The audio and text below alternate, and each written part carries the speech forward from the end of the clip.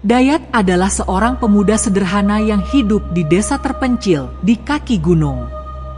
Kehidupannya jauh dari kemewahan, tapi ia menerima takdirnya dengan lapang dada. Sehari-hari, Dayat bekerja sebagai pencari jamur liar yang ia jual ke pasar setiap pagi. Hutan di sekitar desa adalah bagian tak terpisahkan dari hidupnya. Sejak kecil, ia sudah terbiasa masuk ke dalam hutan untuk membantu ayahnya mencari kayu bakar atau berburu hasil alam lainnya. Namun, setelah ayahnya meninggal dunia, tanggung jawab itu jatuh sepenuhnya di pundaknya. Meskipun beban itu terasa berat, Dayat tak pernah mengeluh.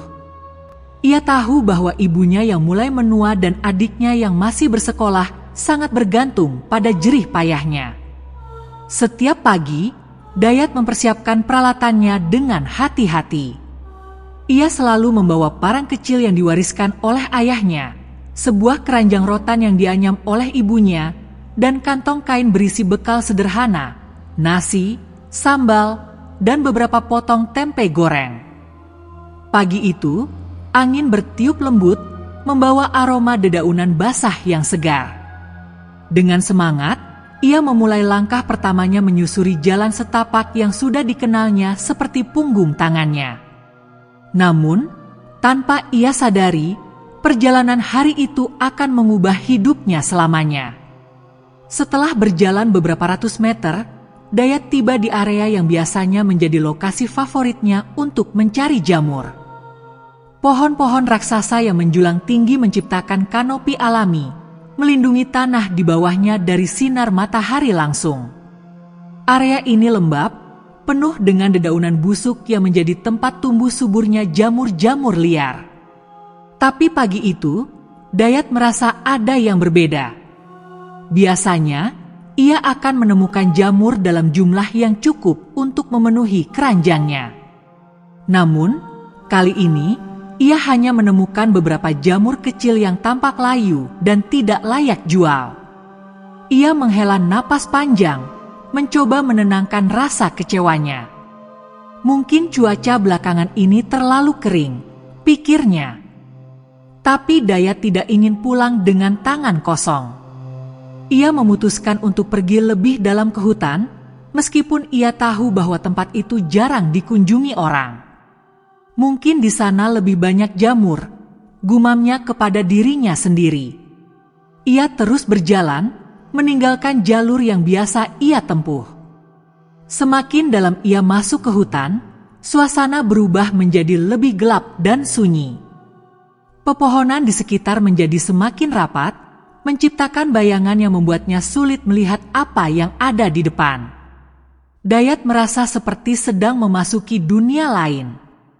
Ia sering mendengar cerita dari orang-orang tua di desa tentang bagian hutan yang dianggap angker. Konon, di tempat itu tinggal makhluk-makhluk gaib yang tidak suka diganggu. Namun, Dayat selalu berpikir bahwa cerita-cerita itu hanyalah mitos untuk menakut-nakuti anak-anak agar tidak bermain terlalu jauh. Namun, ketika ia melangkah lebih jauh, perasaan tidak nyaman mulai muncul. Udara terasa lebih dingin, dan suara-suara hutan seperti kicauan burung atau gemerisik dedaunan tiba-tiba menghilang. Hanya ada suara langkah kakinya sendiri yang terdengar di tengah keheningan. Tapi, Dayat mencoba mengabaikannya. Ia berpikir mungkin ia hanya terlalu lelah, dan ini hanyalah halusinasi. Setelah beberapa menit berjalan, Dayat akhirnya menemukan area yang tampaknya penuh dengan jamur. Ia tersenyum lega. Jamur-jamur itu besar, segar, dan berwarna cerah, tanda bahwa mereka tumbuh subur. Tanpa membuang waktu, ia segera meletakkan keranjang di tanah dan mulai memetik satu persatu. Bau khas jamur yang segar memenuhi hidungnya, memberikan sedikit ketenangan di tengah perasaan gelisahnya. Namun, ketika ia sedang asyik memetik, sebuah suara aneh tiba-tiba terdengar dari kejauhan. Suara itu terdengar seperti langkah kaki, tapi ritmenya tidak seperti manusia yang berjalan. Dayat berhenti sejenak, mencoba menangkap arah suara itu. Jantungnya mulai berdegup lebih cepat. Ia menoleh ke belakang, tapi tidak ada apa-apa di sana. Ah, mungkin hanya hewan, pikirnya, mencoba meyakinkan dirinya sendiri. Tapi suara itu terdengar lagi, kali ini lebih dekat. Ketika suara itu terus mendekat, Dayat mulai merasa cemas. Ia berdiri dan memegang parang kecilnya dengan erat, berharap itu bisa memberinya rasa aman. Tapi tiba-tiba, suara langkah kaki itu berhenti. Kini, hanya ada keheningan yang mencekam. Dayat merasa seperti sedang diawasi, tapi ia tidak tahu oleh siapa atau apa. Dengan napas yang semakin cepat, ia melanjutkan pekerjaannya, mencoba mengabaikan perasaan itu. Namun, beberapa saat kemudian, sebuah suara lain terdengar. Kali ini, suara itu seperti tawa. Tapi tawa itu tidak seperti tawa manusia pada umumnya. Suaranya melengking, berulang-ulang, dan terdengar aneh, seolah-olah berasal dari beberapa mulut sekaligus. Dayat merasa bulu kuduknya berdiri. Ia menoleh ke arah suara itu, dan untuk sesaat ia berpikir untuk lari. Tapi rasa penasaran menahannya. Dengan hati-hati, ia berjalan perlahan menuju arah suara itu. Dengan langkah perlahan, Dayat mendekati sumber suara yang terdengar seperti tawa aneh itu. Semakin ia mendekat, semakin jelas suara tersebut, namun tidak beraturan seperti tawa manusia biasa. Tawa itu terdengar bergantian, terkadang melengking tinggi, terkadang rendah seperti gumaman. Dayat berhenti di balik semak yang cukup lebat, memutuskan untuk mengintip dari celah daun tanpa menampakkan dirinya. Napasnya tertahan ketika ia melihat sesuatu yang tidak pernah ia bayangkan sebelumnya. Di sebuah area terbuka yang dikelilingi pohon-pohon besar, ada sekelompok makhluk aneh berdiri membentuk lingkaran. Mereka tampak seperti manusia, tapi ada sesuatu yang sangat salah dengan penampilan mereka. Tubuh mereka tinggi kurus, lebih tinggi dari manusia biasa, dengan kulit yang pucat seperti lilin. Rambut mereka panjang dan hitam pekat, menjuntai menutupi sebagian wajah yang kosong tanpa ekspresi. Mereka tidak memakai pakaian, tetapi tubuh mereka seperti diselimuti kabut tipis yang bergerak mengikuti gerakan mereka. Makhluk-makhluk itu bergerak seperti sedang menari, tetapi gerakan mereka tidak selaras, seperti boneka yang digerakkan oleh tali yang berbeda. Tangan mereka yang panjang melambai-lambai, dan kaki mereka melangkah dengan pola yang tidak masuk akal. Dayat hanya bisa memandang dengan tubuh gemetar, mencoba memahami apa yang sedang ia lihat. Tiba-tiba, salah satu dari mereka memutar kepalanya, dan Dayat melihat mata hitam pekat yang tampak seperti lubang tak berdasar. Dayat menelan ludah, tubuhnya kaku tak bisa bergerak. Tatapan makhluk itu terasa menusuk ke dalam jiwanya, membuatnya sulit bernapas. Makhluk tersebut berhenti bergerak, kemudian mengeluarkan suara desisan panjang. Seketika, yang lain ikut berhenti, dan semuanya menoleh ke arah tempat Dayat bersembunyi. Dalam hati, Dayat berdoa agar ia tidak ditemukan, tapi entah kenapa, ia merasa makhluk-makhluk itu tahu ia ada di sana. Dengan perlahan, salah satu dari mereka mulai berjalan ke arahnya. Gerakannya seperti melayang, tidak seperti langkah manusia. Dayat merasa jantungnya berdetak semakin kencang, hampir seperti akan meledak. Ia ingin lari, tapi kakinya seperti terpatri ke tanah. Makhluk itu semakin dekat, dan kini Dayat bisa melihat wajahnya dengan jelas. Wajah itu tidak memiliki hidung, hanya mulut yang tersenyum lebar dengan gigi-gigi tajam yang tampak berkilau dalam kegelapan. Dayat mencoba menggerakkan tangannya untuk mengambil parang kecil yang ia bawa, tapi tangannya gemetar terlalu hebat. Ketika makhluk itu tinggal beberapa meter darinya, Dayat secara refleks menginjak ranting kering di bawah kakinya. Suara ranting patah itu terdengar nyaring di tengah keheningan, membuat makhluk itu berhenti sejenak. Dayat tahu ia tidak punya waktu lagi. Dengan sekuat tenaga, ia bangkit dan berlari secepat mungkin, meninggalkan keranjang dan segala peralatan yang ia bawa. Saat berlari, Dayat mendengar suara langkah kaki yang berat dan cepat di belakangnya. Ia tidak berani menoleh, tapi ia tahu makhluk-makhluk itu sedang mengejarnya. Suara desisan dan tawa aneh terus terdengar, membuat bulu kuduknya berdiri. "Tolong! Tolong!" teriak Dayat, meskipun ia tahu tidak ada seorang pun yang akan mendengarnya di tengah hutan ini. Ia hanya berharap ada keajaiban yang bisa menyelamatkannya dari situasi mengerikan ini. Namun, semakin ia berlari, semakin ia merasa bahwa hutan ini berubah. Jalan setapak yang tadi ia lalui kini menghilang, digantikan oleh pohon-pohon besar yang tampak seperti dinding. Dayat mulai panik, merasa seperti sedang terjebak dalam labirin. Ia mencoba mengingat arah pulang, tapi semua tampak sama. Kegelapan hutan semakin pekat, membuatnya sulit melihat lebih dari beberapa meter ke depan.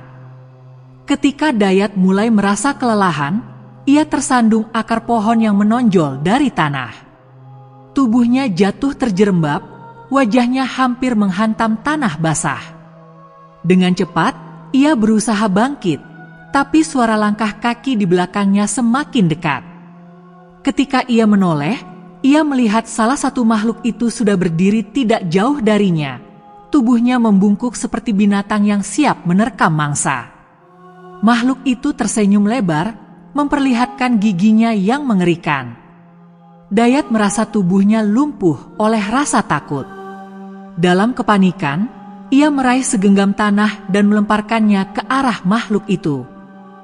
Tindakan itu seolah membuat makhluk tersebut mundur sedikit, tapi tidak cukup untuk menghentikannya. Dayat memejamkan matanya, berharap semua ini hanyalah mimpi buruk. Tapi suara langkah lain terdengar, dan Dayat sadar bahwa ia sedang dikelilingi oleh mereka. Dayat tetap berdiri mematung dengan napas yang terengah-engah. Makhluk-makhluk itu semakin mendekat, mengelilinginya dari berbagai arah.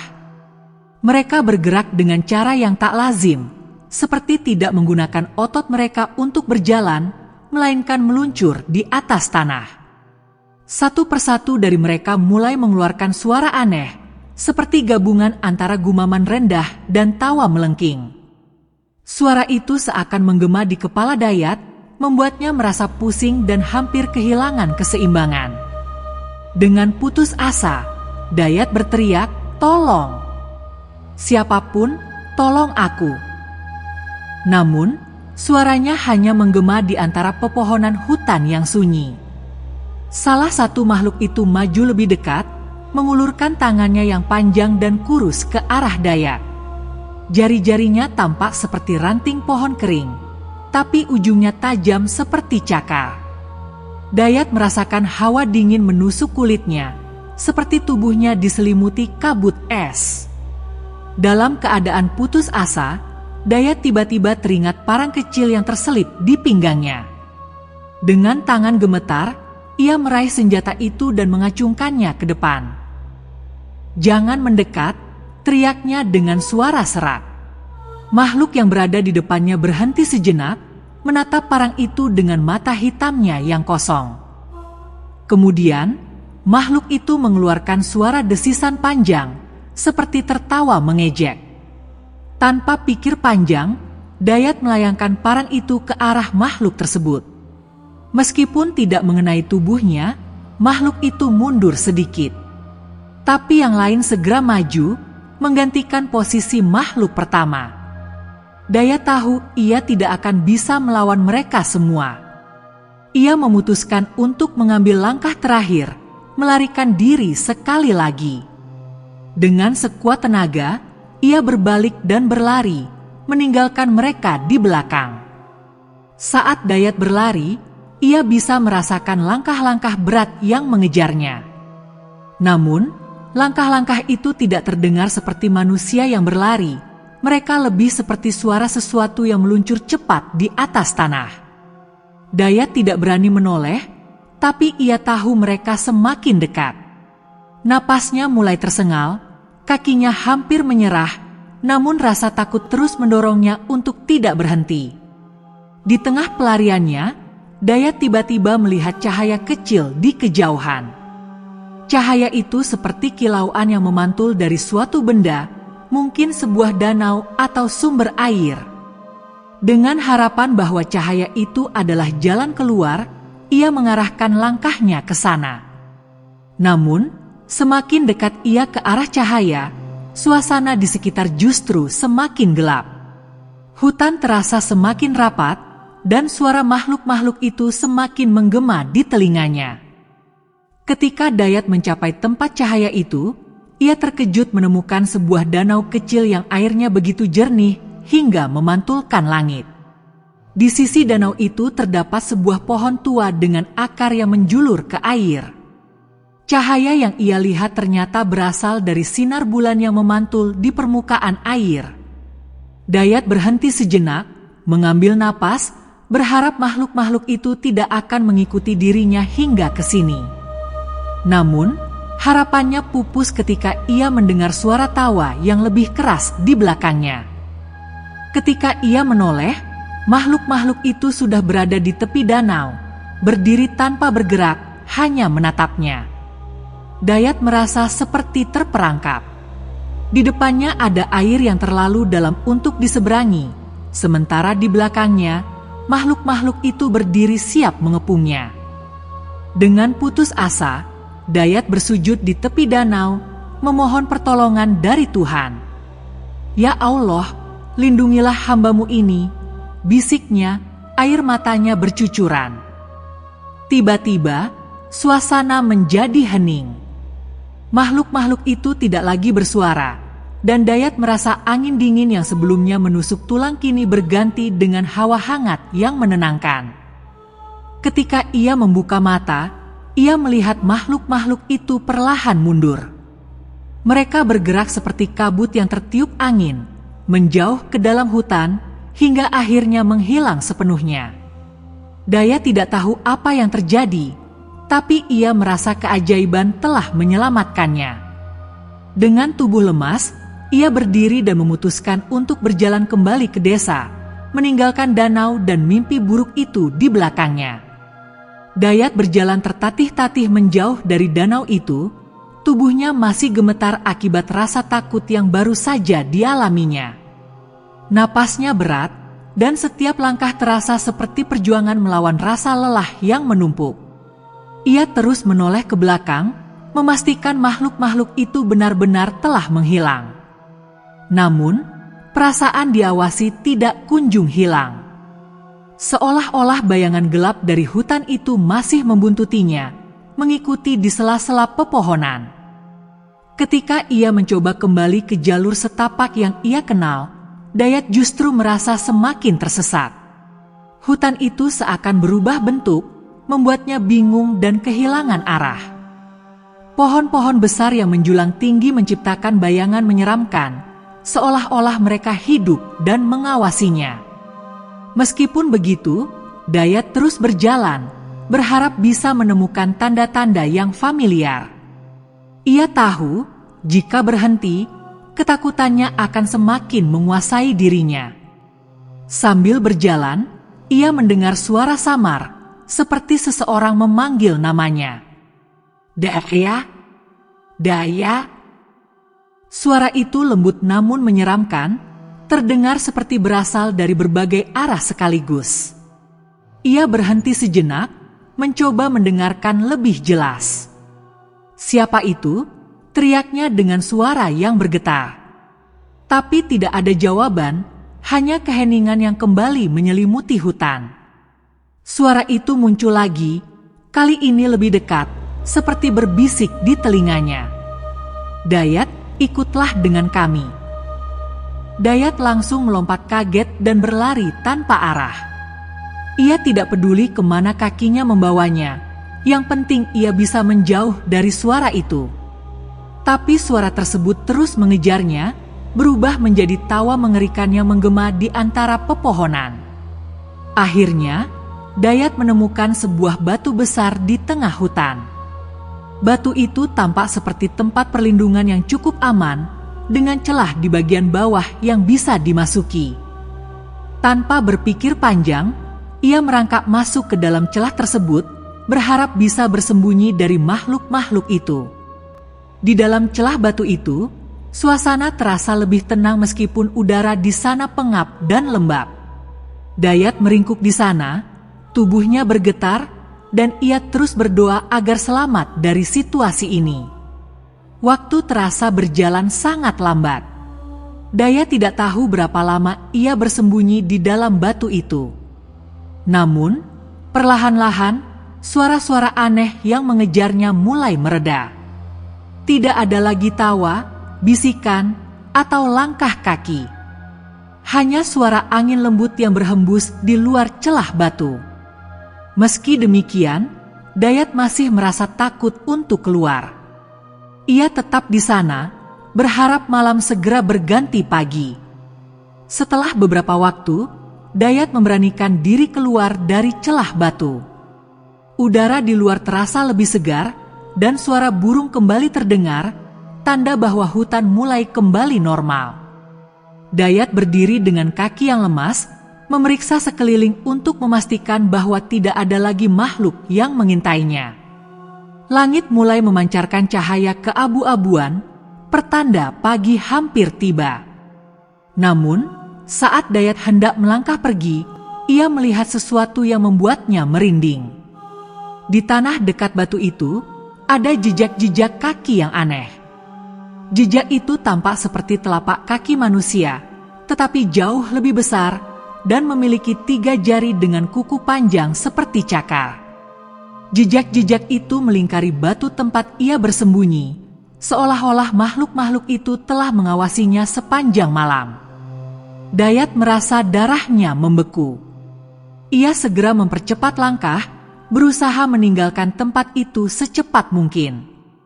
Setelah berjalan selama beberapa jam, Dayat akhirnya menemukan jalan setapak yang dikenalnya.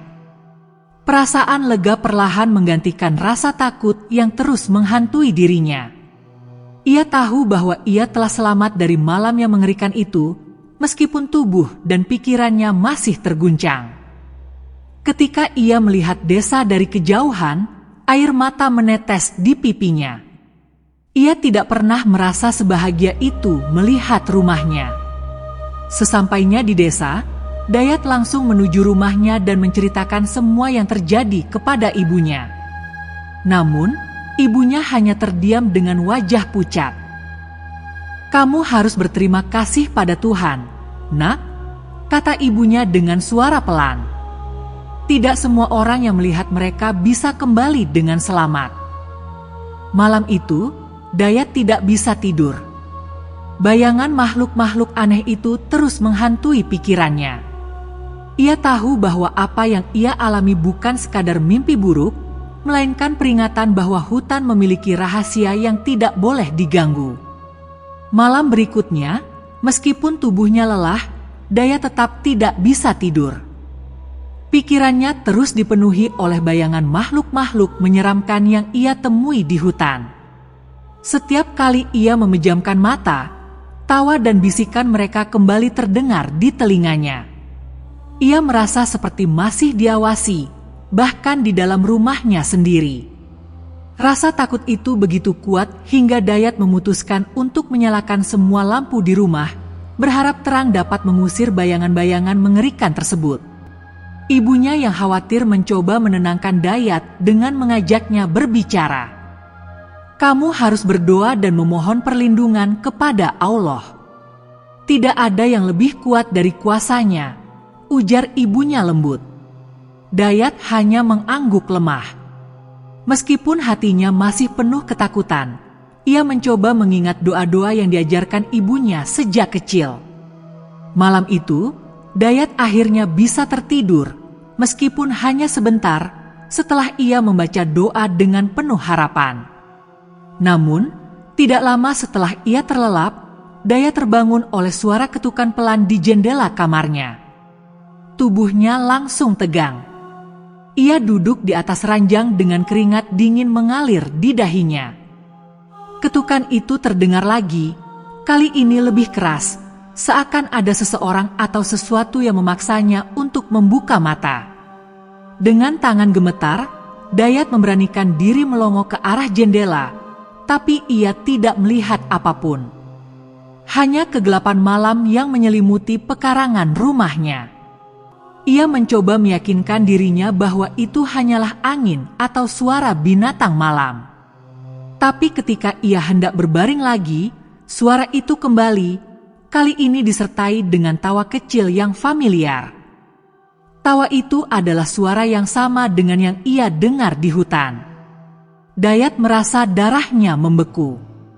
Ia langsung meraih tasbih di samping ranjangnya dan mulai melafalkan doa dengan suara gemetar. Tawa itu perlahan-lahan menghilang, meninggalkan keheningan yang mencekam. Keesokan paginya, Dayat memberanikan diri untuk menceritakan kejadian itu kepada salah satu tetua desa, seorang pria tua bernama Pak Dadang yang dikenal memiliki pengetahuan tentang dunia gaib. Pak Dadang mendengarkan cerita Dayat dengan seksama, wajahnya tampak serius. "Kamu telah melangkah ke wilayah yang tidak seharusnya, Nak," ujar Pak Dadang setelah Dayat selesai bercerita. "Makhluk-makhluk itu bukan hanya tinggal di hutan. Mereka bisa mengikuti seseorang jika merasa terganggu." Pak Dadang memberikan saran agar Dayat melakukan doa bersama di rumahnya dan meminta ampun kepada Tuhan atas apa yang telah terjadi. Jangan pernah kembali ke tempat itu, apapun yang terjadi. Hutan memiliki aturan yang tidak boleh kita langgar, tambahnya. Dayat mengangguk patuh, meskipun ia tidak tahu apakah semua itu cukup untuk menghilangkan ketakutannya. Malam itu, doa bersama dilakukan di rumah Dayat. Beberapa tetangga dan kerabat hadir untuk membantu.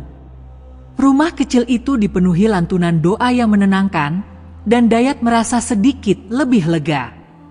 Namun, di sudut hatinya, ia masih merasa resah. Ia merasa seperti makhluk-makhluk itu belum benar-benar pergi, seolah-olah mereka masih mengintai dari kejauhan, menunggu waktu yang tepat untuk kembali. Ketika doa selesai, seorang tetangga tua mendekati Dayat dan berkata, "Jika kamu merasa mereka masih ada, jangan takut. Ingatlah, makhluk itu tidak memiliki kuasa atas kita kecuali kita memberi mereka rasa takut.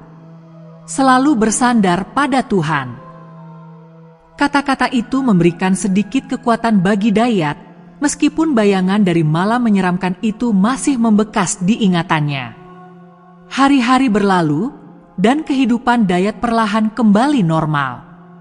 Namun, pengalaman di hutan itu meninggalkan luka yang mendalam.